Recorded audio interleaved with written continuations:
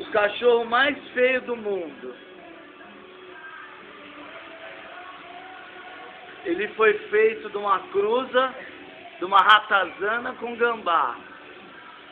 E saiu esse cachorrinho horroroso. A dona dele chora porque a dona dele Tem dó. tem dó.